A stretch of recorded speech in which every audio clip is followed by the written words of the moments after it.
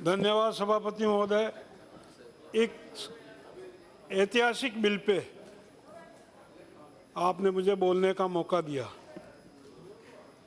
सभापति महोदय, जीएसटी का जो ये बिल, जो चारों बिल है, ये वास्तव में गेम चेंजर है। क्योंकि अब तक राज्य सरकार, केंद्र सरकार अलग अलग टैक्स लेती थी। केंद्र सरकार लेती थी central excise, CENVAT, additional excise, service tax, surcharge, cess.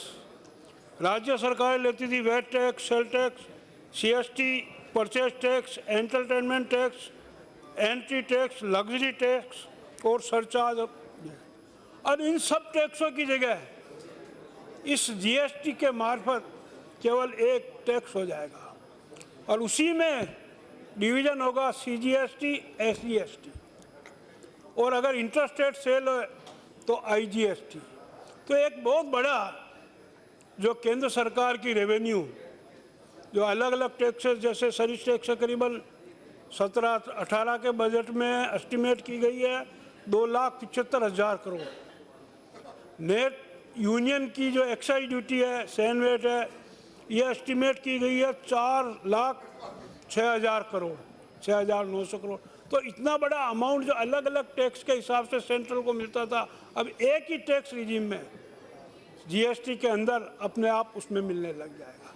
महोदय, एक बहुत बड़ा चेंज है और इससे सबसे ज़्यादा ईमानदार व्यापारियों को, ईमानदार व्यापारियों को, ईमानदार मैन्युफैक्चर को फ़ायदा मिलने वाला है। क्यों कि उनकी जो है, अगर वो सही ढंग से प्रोसीजरल पूरा फॉलो करें तो उनको कोई दिक्कत आने वाली नहीं है। और जो उनको अलग अलग जगह, एक्साइज के लिए अलग जगह रजिस्ट्रेशन कराना पड़ता था, सेल टैक्स के लिए अलग जगह कराना पड़ता था, सर्विस टैक्स के लिए अलग जगह कराना पड़ता था, और हर डिपार्टमेंट का इंस्पेक्टर उनके बिजनेस जहाँ करते वहाँ आते थे, उनका आना बंद हो गया। और इसके साथ ही माननीय वित्त मंत्री जी ने और जीएसटी काउंसिल ने छोटे व्यापारियों को भी राहत दी है कि 20 लाख रुपए तक जिसकी सेल हो या जिसकी रिसिप्ट हो, उस पर जीएसटी लागू नहीं होगा। यह बहुत 20 लाख रुपए की छूट उनको दी है। और उसके अलावा जो 50 लाख रुपए तक की सेल वाले जो व्यापारी हैं या जो मैन्युफैक्चरर हैं या जो भी है जिनकी सेल 50 लाख की है, तो उनको कंपोजिट स्कीम में ड्यूटी मतलब टैक्स लगाने की छूट दी है। तो यह एक बहुत बड़ा, उनको छोटे वाले व्यापारियों को भी ज़्यादा उनको हरेसमेंट ना हो, ज़्यादा दिक्कत ना हो, उस हिसाब से उनको छूट दी गई है। तो यह बहुत बड़ा सराहनीय कदम उनका है। माननीय सभापति महोदय, कर में चोरी इसमें बहुत कम होगी। उसका कारण है कि पूरी चेन लिंक होगी। मैन्युफैक्चरर बिल बनाएगा, वो किसी होलसेलर को देगा, वो बिल बना के जीएसटी लेके उसको होलसेलर को देगा।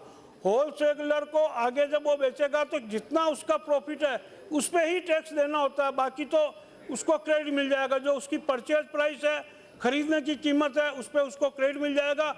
जितना वो एडिशन करेगा वैल्यू में, उसका उसको टैक्स देना पड़ेगा। इसलिए वो इतना कम होता है कि कोई भी आदमी इस चेन से बाहर निकलने की सोचेगा भी नहीं। और जो कर चोरी आज सबसे ज़्यादा हो रही है, उस पर रोक लगेगा। माननीय सभापति महोदय, मेरा एक ही ये है कि इसमें जो नया टैक्स लागू हो रहा है, नई सिस्टम से लागू हो रहा है, नई स्कीम से लागू हो रहा है, इसमें हो सकता है शुरू में कुछ दिक्कतें आए। तो मुझे, मेरा आपके माध्यम से वित्त मंत्री जी को यही आग्रह है कि जो भी दिक्कतें नए टैक्स लागू होने से आए, उनको जल्दी से जल्दी वापस सुलझाएं। क्योंकि नया टैक्स है, बहुत सारे प्रोविजन ऐसे जो किसी की समझ नहीं आ रहा है, बहुत सारे व्यवहार ऐसे हैं जो शायद इस टैक्स दायरे में सही ढंग से नहीं आ रहे हैं। क्योंकि स्थिति अपने देश की क्या है, अपने स्थिति देश की ये है कि कानून बनाने वाले हम पार्लियामेंट में बैठे हैं। हमारी इच्छा क्या है? हमारी इच्छा है कि ईमानदार करदाता को तकलीफ ना हो, हरेसमेंट ना हो। हमारी इच्छा है कि भाई बिना हरेसमेंट के अधिक से अधिक सब टैक्स दें और उस हिसाब से। लेकिन कानून लागू करने वाले, कानून बनाने वाले हम हैं, कानून लागू करने वाले उसको दूसरे ढंग से लेते हैं। और वो जो हरेसमेंट करते हैं लागू करने वाले, इन पे कम से कम रोक लिखी जाए। दूसरा, सारे जैसा बोल रहे थे कि 37 रिटर्न एक व्यवहारी को अगर उसकी एक जगह स्टेट में है तो 37 स्टेट बने, लेकिन वो सारे रिटर्न ई रिटर्न है, तो रिटर्न भरने में उनको कोई समय नहीं लगने वाला है, ई रिटर्न से भरे जाएंगे। पर मेरा यही आग्रह है कि इनकी पूरी व्यवस्था की जाए कि आज की तारीख में जितने भी ई ट्रांजैक्शन या ई रिटर्न होते हैं, वो कस्टम के हो या फॉरेन ट्रेड के हो, ये हो, उसमें लंबी लाइन लगी रहती है और कभी कभी कंप्यूटर फेल हो जाता है और 5-5 दिन तक उनका काम नहीं होता। तो ऐसी स्थिति नहीं होता कि इंफ्रास्ट्रक्चर जो कमज़ोर है, इस बारे में पूरा जो उसका ध्यान रखना चाहिए। एक बात मैं विशेष तौर से आपके संज्ञान में लाना चाहता हूँ आपके माध्यम से वित्त मंत्री जी के, कि जीएसटी काउंसिल अब रेट तय करने वाली है, और रेट तय करने में जितने भी जो कानून को लागू करने वाले एग्जीक्यूटिव है, वो अपनी अपनी राय दे रहे हैं कि इस पर इतना टैक्स लगता है। एक छोटा सा उदाहरण, आज वस्त्र उद्योग है, वस्त्र उद्योग भारत के अंदर कृषि के बाद में सबसे ज़्यादा रोजगार देने वाला उद्योग है, और वस्त्र उद्योग में आज की तारीख में कपड़ा बनने तक कोई टैक्स नहीं है, लेकिन उस कपड़े का रेडीमेड गारमेंट बनाते हैं तो रेडीमेड गारमेंट के ऊपर टैक्स है, या तो उस कपड़े का जो फाइबर बनता है उस पर टैक्स है, या कपड़े का जो रेडीमेड गारमेंट बनता है उस पर टैक्स है, लेकिन कपड़े बनने तक कोई टैक्स नहीं है।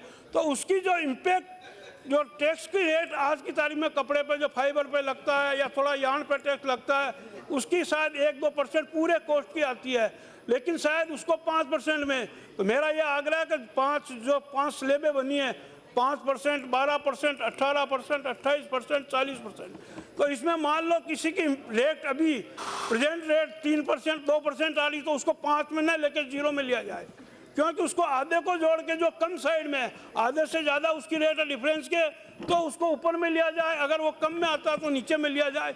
ऐसा मेरा जीएसटी काउंसिल में जब यह मामला आएगा रेट डिस्कशन का, तो इस चीज़ को ज़रूर वो देखें, क्योंकि कपड़ा रेडीमेड गारमेंट में केवल 10% जाता है, 90% लोग अपना कपड़ा खुद खरीद के फिर बनवाते हैं, इसलिए उस पर जो टैक्स की इम्पैक्ट है रेडीमेड गारमेंट के हिसाब से न कहीं कैलकुलेशन करके एक्चुअल कपड़ा जो बनता है उसके हिसाब से किया जाए। आपने बोलने का समय दिया, इसके लिए बहुत बहुत धन्यवाद। राम